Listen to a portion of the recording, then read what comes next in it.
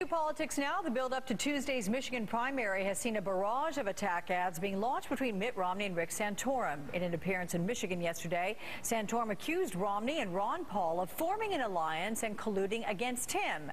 It is a question I asked Paul campaign senior advisor Doug Wead when he joined us on the show over a month ago.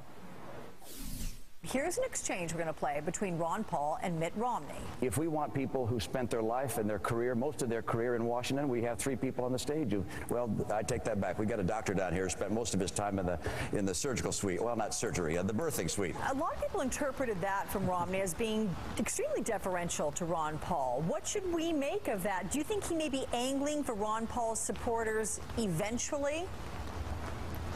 I think that all of the candidates ought to. There's no path to the White House without Ron Paul. And now Doug is back. So, Doug, I ask you once again with a welcome, is there an alliance brewing here? Well, brewing. Well, there is no alliance. I mean, Ron Paul and Mitt Romney are exact opposites. Maybe that's why they like each other so much.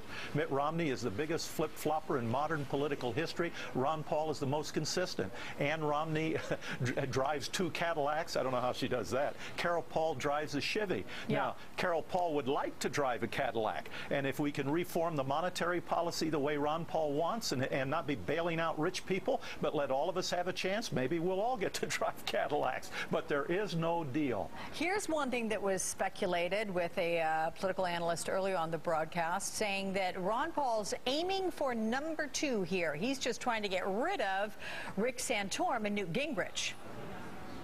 No, listen, Rick Santorum is actually leading in your poll that you just showed today. So what are we supposed to do? I mean, we have a flip-flopper on one hand, we have a fake conservative on the other. And Ron Paul looks at this. Rick Santorum raised the national debt 5 times, voted for that. Ron Paul didn't. He goes around acting like he's a social conservative, but he votes for millions of dollars for Planned Parenthood. Ron Paul didn't do that. So you've got Santorum saying in the national debate, I voted for No Child Left Behind, but I didn't believe it was the right thing. I did it for the team. Well, his first loyalty is to the team. Ron Paul's first loyalty is to the U.S. Constitution. As Bob Dylan says, you got to serve somebody. So we don't like either one of them. We like Ron Paul. Yeah, now you make a point about Rick Santorum leading in the national polls, Doug, and indeed he does. I believe it's 31 to 30% right now, but the point is that a month ago or so he was up by like 10 points. So there's certainly a trend there. Whom do you think is the toughest for Ron Paul to beat among his colleagues, shall we say, in the GOP campaign?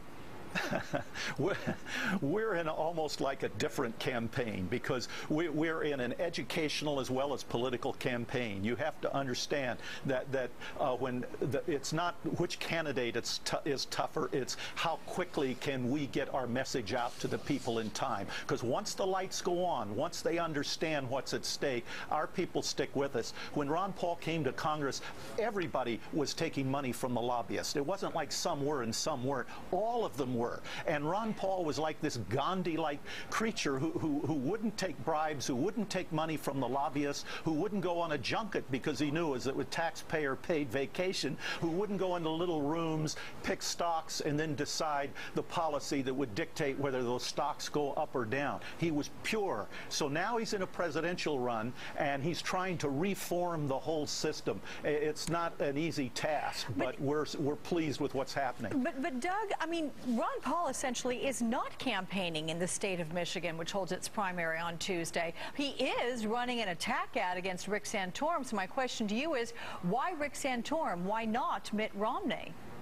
Well, you know, if you follow the money, and you'll see our ads, most of our money was spent on the 3 of the kind ad.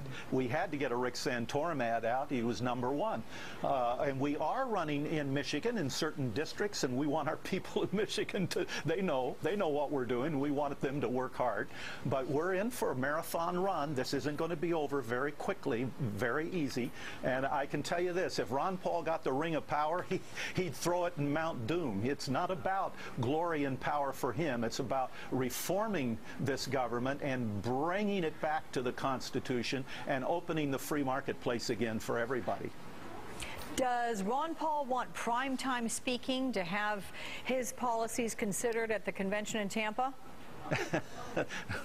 Listen, if 22 years of lobbyist money and women and appeals to his ego and let's play the game and buy stocks and then write the rules to determine whether those stocks go up, if he couldn't be corrupted by 22 years of what he's been through in Washington, then there's no promise from Mitt Romney of a speech or anything else that will make him roll over on the principles he believes. All right, Doug Wead, always good to talk with you. Thanks for joining us. Thanks, Alex. In this week's